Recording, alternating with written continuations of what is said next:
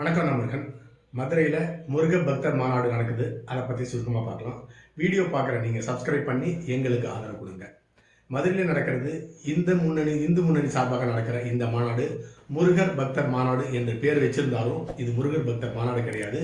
அண்ணா திராவிட முன்னேற்ற கழகத்தை அழிக்க நடத்தப்படும் மாநாடு என்று எடுத்துக்கொள்ள வேண்டும். இந்த மாநாடு திராவிட முன்னேற்ற கழகத்தினுடைய 100% ஆதரவுடன் இந்த மாநாடு நடக்குது. அதை பற்றி சுருக்கமாக பார்க்கலாம். இந்த மாநாடு இந்து முன்னணியால் நடத்தப்படுகின்ற முருகர் பக்தர் மாநாடு அப்படிங்கிற பேரில் இது நடத்தப்பட்டாலும் தமிழகத்தில் 2026 சட்டமன்ற தேர்தலுக்கு முன்பாக பாரதிய ஜனதா கட்சி தன்னுடைய அடுத்த கட்ட வளர்ச்சிக்கு கொண்டு போகணும் அப்படிங்கிறதுக்காக இந்த மாநாடு நடந்து கொண்டிருக்கிறது. இந்த மாநாட்டுக்கு திராவிட முன்னேற்ற கழகம் 100% மறைமுக ஆதரவு கொடுத்துருக்காங்க. கடந்த காலத்தில் அண்ணா திராவிட முன்னேற்ற கழகம் பாரதிய ஜனதா கட்சியுடன் கள்ள கூட்டணியில் இருக்கு அப்படின்னு சொல்லிட்டு முதலமைச்சர் ஸ்டாலின் அவர்கள் சொல்லியிருந்தாரு. உண்மை அது கிடையாது. பாரதிய ஜனதா கட்சியுடன் கள்ள கூட்டணியில் எப்பயுமே இருக்கிறது திராவிட முன்னேற்ற கழகம் தான் அப்படிங்கிறதுக்கு இந்த முருக பக்த மாநாட்டுக்கு திராவிட முன்னேற்ற கழகம் 100% ஆதரவு கொடுத்தது தான் காரணம். அடுத்ததாக டாஸ்மார்க்கில் 1 லட்சம் கோடி ரூபாய்க்கு மேலே ஊழல் நடந்திருக்கிறது.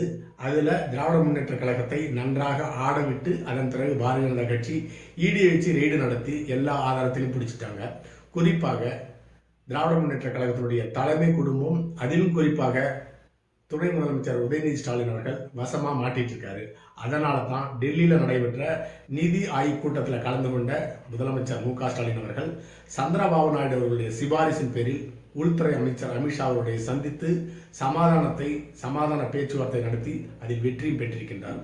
அதாவது திராவிட முன்னேற்ற கழகத்தின் மேல் இருக்கின்ற டாஸ்மார்க் ஊழலை மேற்கொண்டு விரைவாக நடத்தாது, எந்த விதமான கைதும் இருக்காதுன்னு சொல்லிட்டு அமித்ஷா அவர்கள் மு க ஸ்டாலின் அவர்களுக்கு உறுதியளித்திருக்கின்றார்.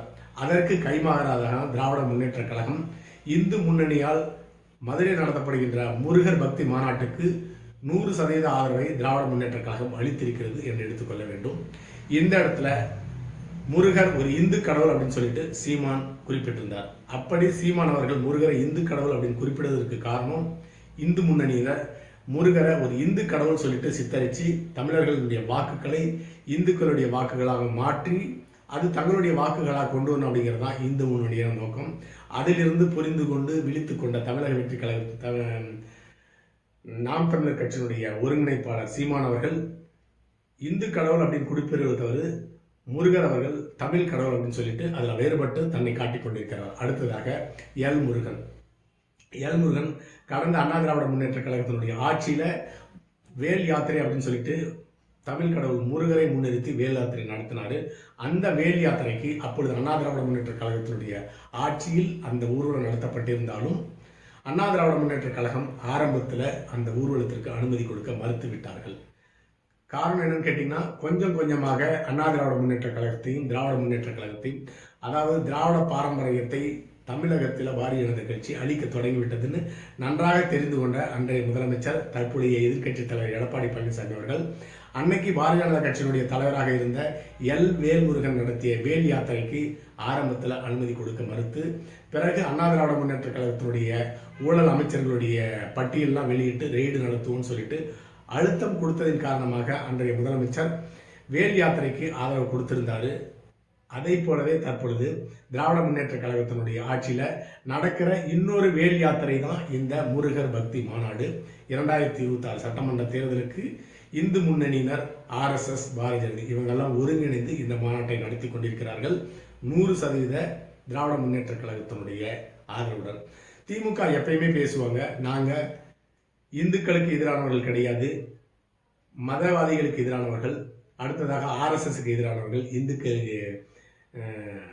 இந்து முன்னணிக்கு எதிராக பேசிக் கொண்டிருப்பார்கள். அவர்களுடைய பேச்சு தான் மிக விரைப்பாக இருக்குமே தவிர அவர்களுடைய நடவடிக்கை தங்களுடைய ஊழல் பணத்தை எந்த வகையெல்லாம் காப்பாற்ற முடியும் அப்படிங்கிறத கண்ணும் கருத்துவாக இருந்து அவர்களை காப்பாற்றிக் கொள்வார்கள். தமிழக மக்களுடைய இந்து முஸ்லீம் கிறிஸ்துவ ஒற்றுமையெல்லாம் அவங்களுக்கு முக்கியம் கிடையாது. தங்களுடைய பணம் ஒற்றுமையாக தன்னுடையவே இருக்க வேணும் அப்படிங்கிறது தான் புரியாது இருப்பார்கள்.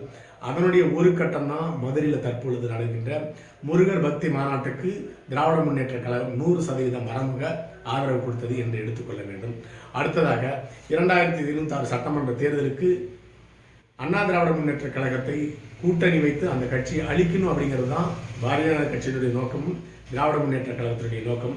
இந்த இரண்டு கட்சிகளுமே மறைமுகமாக தங்களுடன் கள்ள கூட்டணியில் இருக்காங்க அப்படின்னு எடுத்துக்கொள்ள வேண்டும். அடுத்ததாக இந்த பிரிவினைவாதம் அப்படிங்கிறது தமிழ்நாட்டில் எடுபடுமா அப்படிங்கிறது மிகப்பெரிய கேள்விக்குறி.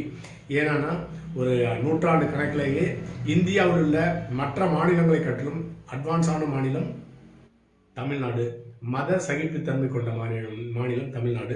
இந்துக்கள், முஸ்லீம்கள், கிறிஸ்துவர்கள் இவர்கள் எல்லாமே ஒரு வேறுபாடு இல்லாமல் ஒரு சகிப்புத்தன்மையோடு வளர்ந்த ஒரு மாநிலம் தான் தமிழ்நாடு. அதனால் இவர்களுடைய இந்த சகிப்புத்தன்மையை அழிக்கும் நோக்கத்தில் நடத்தப்பட இதை போன்ற சம்பவங்கள் எந்த அளவுக்கு பலன் கொடுக்கும் அப்படிங்கிறத பொறுத்திருந்து தான் பார்க்க வேண்டும். அடுத்ததாக மதுரையில் திருப்பரங்குன்றத்தில் அந்த மலையில் இந்து கடவுளை முன்னிறுத்தி முஸ்லீம் தலைவர்கள் அங்கே சமாதி இருக்குதுன்னு சொல்லிட்டு பிரச்சனையை கிளப்பியிருந்தார் பாரதிய ஜனதா கட்சியினுடைய மூத்த தலைவர் ஹச் ராஜா அவர்கள். அப்பொழுது இந்து முஸ்லீம்களுடைய மோதல் ஏற்படும் வகையில் அவர் நடந்து கொண்டிருந்தார். அது மட்டும் இல்லாமல் தமிழகத்தில் தாலிபான்களுடைய ஆட்சி தான் நடந்து கொண்டிருக்குன்னு சொல்லிட்டு மிக மோசமாக தமிழக அரசை விமர்சித்து இருந்தார். அப்படி விமர்சித்து இருந்தும் ஹச் ராஜா மீது தமிழக திராவிட முன்னேற்ற கழக அரசு எந்த விதமான வழக்கும் பதிவு செய்யவில்லை, கைது நடவடிக்கையும் எடுக்கவில்லை. ஏன்னு கேட்டிங்கன்னா ஏராளமான அமைச்சர்கள் மற்றும் திராவிட முன்னேற்ற கழகத்தினுடைய தலைமை குடும்பத்தினுடைய ஊழல் பட்டியல் எல்லாமே நூற்றுக்கணக்கில் பாரதிய ஜனதா கட்சியினுடைய கையில் இருக்கிறதுனால அவர்களை கைது செய்து பாரதிய ஜனதா கட்சியினுடைய தலைமையை பகைத்துக் கொள்ள திராவிட முன்னேற்ற கழகம் விரும்பவில்லை. அதனால தான் அப்படிப்பட்ட இதை போன்ற நடவடிக்கைகளை திராவிட முன்னேற்ற கழகம் ஊக்குவிக்கிறது. அடுத்ததாக டாஸ்மாகில் 1 லட்சம் கோடி ஊழலிருந்து தப்பிப்பதற்காக தான் நிதி ஆயோக் மாநாட்டில் கலந்து கொண்டு அந்த கைது நடவடிக்கை மேல் நடவடிக்கையிலிருந்து தப்பித்துக் கொண்டிருக்கிறார்கள் என்பதுதான் உண்மை. திராவிட முன்னேற்ற கழகம்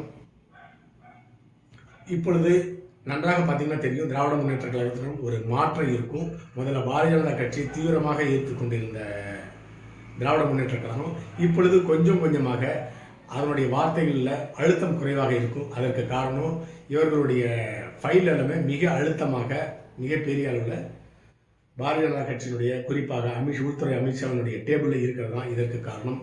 மொத்தத்தில் பாரதிய ஜனதா கட்சி நடத்துகின்ற இந்த முருக பக்த மாநாடு என்பது அண்ணா திராவிட முன்னேற்ற கழகத்தை அழிப்பதற்கான மாநாடு என்று எடுத்துக்கொள்ள வேண்டும். இதற்கு ஏராளமான சிறிய உதாரணங்கள் இருக்கிறது. கடந்த ஒரு வருடத்திற்கு முன்பாக 6000 கோடி ரூபாய் கனிம வள கொள்ளை நடந்திருக்குது திராவிட முன்னேற்ற கழகம்.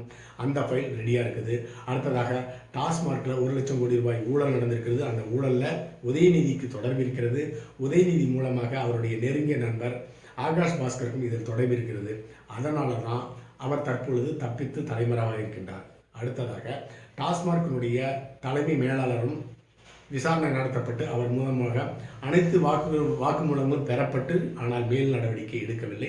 இந்த இடி ரெய்டு சம்பந்தமாக ஆகாஷ் பாஸ்கர் சம்பந்தப்பட்ட வழக்கு சென்னை உயர்நீதிமன்றத்தில் விசாரணைக்கு வந்தபொழுது டாஸ்மாகினுடைய ரெய்டுக்கும் ஆகாஷ் பாஸ்கருக்கும் என்ன தொடர்பு அப்படின்னு சொல்லிட்டு நீதிபதி காட்டமாக கேள்வி கேட்டிருந்தார். ஆனால் இடி இதை பற்றி எந்த விதமான விளக்கத்தையும் கொடுக்காமல் மௌனமாக இருந்தது. அதற்கு காரணம் இடிக்கு அமித்ஷாவால் கொடுக்கப்பட்ட அழுத்தம் தான் அதற்கு காரணம். ஏன்னா டாஸ்மாகில் ரெய்டு நடத்த முக்கியமான 2 அதிகாரிகள் சென்னையிலிருந்து வட மாநிலத்திற்கு 1 மாதத்துக்கு முன்பாக மாறுதல் செய்யப்பட்டார்கள்.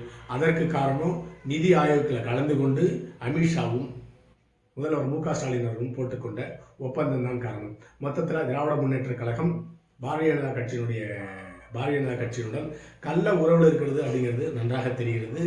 பாரதிய ஜனதா கட்சியினுடைய பி டீமாக தான் திராவிட முன்னேற்ற கழகம் தமிழ்நாட்டில் செயல்பட்டு கொண்டிருக்கிறது.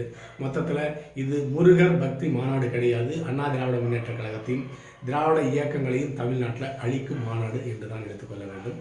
அடுத்த பதிவில் சந்திக்கலாம். நன்றி.